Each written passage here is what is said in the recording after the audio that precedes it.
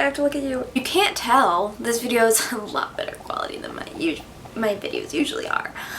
And that is because I am filming on my photography camera. I didn't think I could do that.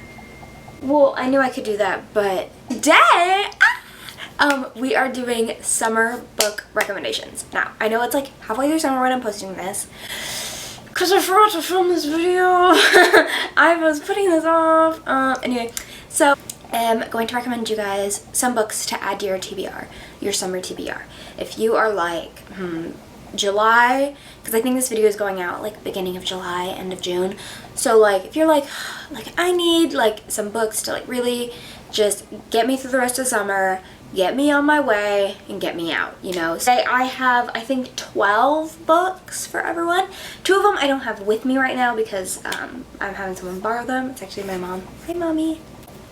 But yeah, so we have a mix. I don't have any fantasy right now for this because I feel like I love fantasy in the summertime anyway. Like right now, actually, my summer TBR is finishing the Throne of Glass series, and right now, as of June 21st, I'm in the tandem read. So that's awesome. So yeah, but I know a lot of people don't reach for fantasy during the like summertime, so I didn't put any in here, but that's okay. So it's a lot of literary fiction-y and rom-coms. So yeah, let's get started. So a lot of standalones today. I actually didn't organize anything, so like just give me 1 second. And all my books are just like spread out everywhere. So first book we have is When in Rome by Miss Sarah Adams. Now I haven't read Practice Meets Perfect. I really want to, because I really like this book. I read this in February when I did my whole month. If you guys haven't been watching, in February I read only rom-coms for the entire month, and that was really fun for me. And I think I rated this book like a 4-star, 3.5, 4-star. So basically this book, I don't know, like a short little synopsis. She's a pop star and she gets stranded in Rome, Kentucky, and she has to live with this small town baker guy. And it's a rom-com. But yeah, super fun, easy, short, and sweet. And it doesn't really have like a certain like seasonal feel to it, but I feel like it would be really good for the summertime. You could sit in a pool day, lay out, read this book. Next on our list is Love Theoretically by Ali Hazelwood. Now this I feel like in my head would be really good to read like if you are still in school, like college, high school, like maybe like an August summer read, because it could get you like excited to like learn. That's how I have to treat myself. Anyway, Love Theoretically, I like this so much more than The Love Hypothesis. So much, it's just so much better. It is an Ali Hazelwood book, so if you know, you know. Her books are interesting. I think I rated this a 4.5. Like, it was pretty high for me. It's a good chunk length. It's another one of her STEM major, like, science romances. It's about Elsie and, what's his name? Jack. Yeah, I really want to read her new book that just came out, The Not in Love, I think. But yeah. Next, we're going to have, I actually read this last summer. It's Funny You Should Ask by Elisa Sussman. Now, I actually have mixed feelings about this book. I think I gave it like a 3-star. I don't love it. Don't come for me, don't come for me. I didn't love it. I think it could be a lot longer, but this is not a review of the book. I still would recommend it though. Like, it was fun. It was easy. If you are just wanting, again, it's super short, just like When in Rome. I think it's right at 300 pages. Yeah, 330. Like, if you are just wanting like a short, easy, fun read, this is good. And it is about an actor and a girl who's interviewing him for like a magazine, I think, or a book. 2 books that I've read from her because I want to read stuff that I haven't read, obviously, or recommend stuff that I haven't read, are these 2. I've read both of these books in the summertime, so now they're always going to feel like summer, but especially Just for the Summer by Abby Jimenez. I'm turning into an Abby Jimenez fan. I really want to read the rest of her books. But yeah, I read this actually earlier this month. It gave it a 4, I think. 4.25, 4. We'll start with this one. This is such a cute little book. I have the hardback, sadly. But this is about, oh, yes. Brianna and, what's his name? Jacob. And I love Jacob. he's me. Jacob is me. Every thought Jacob had was me. Basically doctors. Like how Allie Hazelwood does like STEM romance, Abby Jimenez does like doctor romance. Except it's not Wattpad-y. It's so good. I have seen a lot of people compare her to Emily Henry, and I would totally agree. They're very much on the same vein of like writing skill, truly. Like I would study these girls, these women's writing skills. They're top notch in my personal opinion, impeccable. I was sobbing. Actually, I don't know if I sobbed on this one, but yeah, so good, very fun. It comes in at almost 400 pages, but it's still, I flew through it. I think I read it in just like a couple of days. Like it was so good. And it's part of an interconnected standalone series, but I have not read Part of Your World, which is the first one, and it's those three, I'm pretty sure. And then Just for the Summer by Abby Jimenez. I think I rated this a 5 stars, I think that's what I landed on. I can't remember. But this was so good. I mean, guys, I feel like I'm just like preaching to the choir because everyone has not shut up about this book. But like, one, just look at the cover. Look at it. It is so good. It is about, what are their names? Emma and Justin. And basically, Reddit, they meet together. They're trying to break a curse because like their exes always like fall in love. Oh, this one has a trope at the end that a lot of people hate. Thought I should put that in there. That I also hate, and they probably would have bumped up to a 5 star if it didn't have that trope. But this one, on the other hand, does not have that trope. If you know what I'm talking about, you know what I'm talking about. Yeah, this one is so good. Family relations. It does. I will warn. I do love. These books have content warnings at the beginning of them, which I love. This one does a lot with like family relations, parental abuse, neglect, that kind of thing. So it had me sobbing. Not from personal experience, but just like I was so like into the character. Like it's as I said earlier, very similar to Emily Henry, where it's not just a rom-com. Like there's always something else going on besides the main characters falling in love. Red, White, and Royal Blue. I love this book. I read this, I don't know, my junior year of high school, but it's still one of my favorite books. I really want to reread it, actually, because I've watched the movie like a bajillion times. It's so good.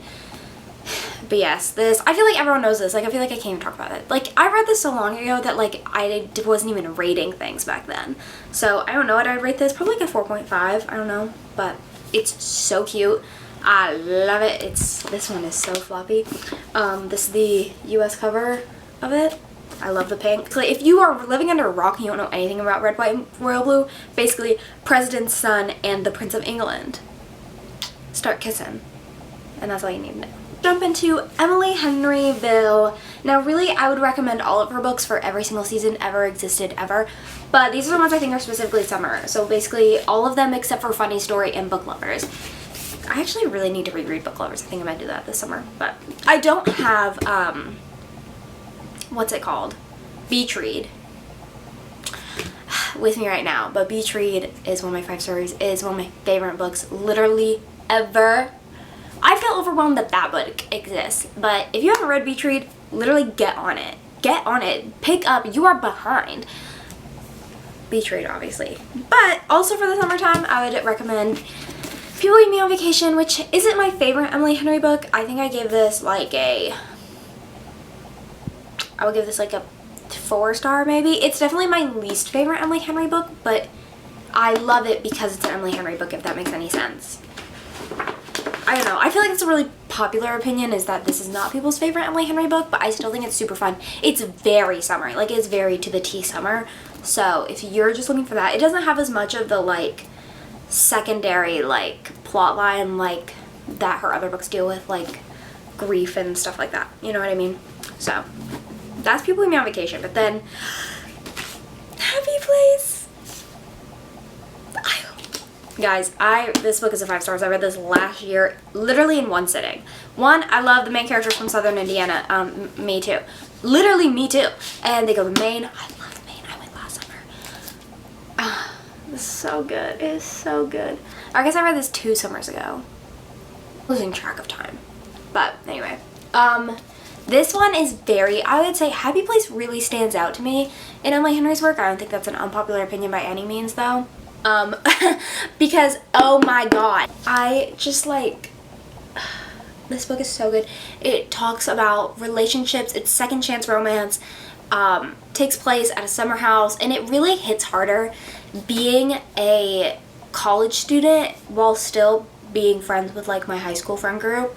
And it's like, how do you keep those relationships alive when you're all evolving and changing? And it's so different being friends with people who you've been friends with since you were like 13 than like being friends with someone you met in college and like becoming friends that way, and you're growing and changing. And even from now, I'll grow and change forever, but like especially just like the transformation from being a teenager to an adult, and like how your friendship and relationships change during that time. Oh my god, it's gonna make me spiral. But this book had me sobbing like 7 pages in. It had me sobbing literally 7 pages in when I was reading it.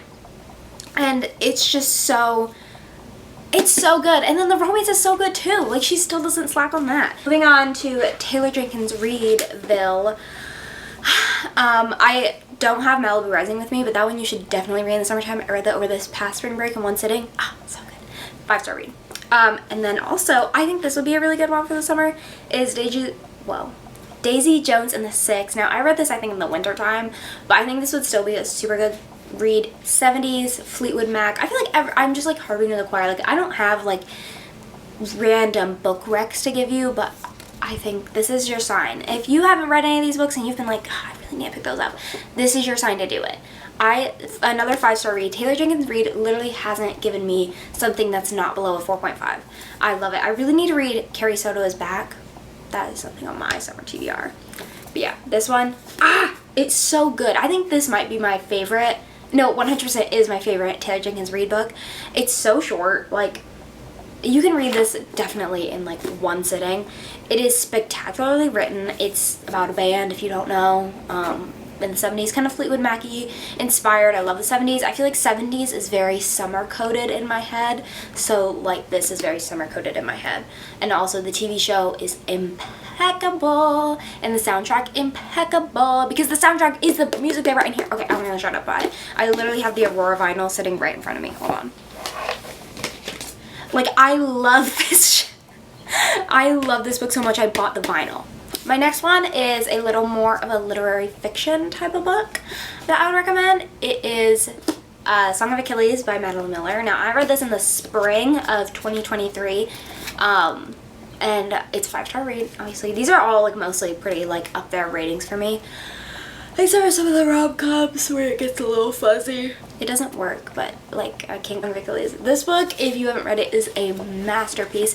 It is more artful, lyrical writing. So if you are someone who wants just like an Allie Hazelwood book, something where you don't have to use your brain at all, don't pick this up, because you will be doing yourself a disservice if you are not fully invested in this book. It made me sob my eyes out when I finished it. Like, I'm talking chest heaving sobs, sobbing my eyes out. But it's so good. But if you want something like that, if you want something that's gonna rip your heart out, stomp on it, tear it apart, eat it up, spit it back out, and then stomp on it again, this is the book for you. I love Madeline Miller so much. I really need to read Circe. But yeah. Next is The Summer I Turned Pretty. Obviously, I had to put this in here. Obviously, what is the summer if not with The Summer I Turned Pretty? I really want to reread them because they're literally, this is smaller than Kingdom of Ash. Like, this is smaller than Queen of Shadows. So like this is the last book, and it literally is under 300 pages. Like, you can do this easily. Also, the show, impeccable. I mean, impeccable for what it is. If you know, you know what I mean? Like, I don't want to spoil anything. These are so fun. I don't have ratings for them. I don't care that much. But they're so fun. They're so just summery. They remind me of like being in high school summer, like where you have the true type of summer where you have like no responsibilities, not a care in the world. You don't have anything to do except for live in the summertime. And it is so good. And the show accompanying it is so good. Listening to like summery music, like, oh my God. Like, I was in Portland, Maine when I read these books. So on the East Coast, like, ugh.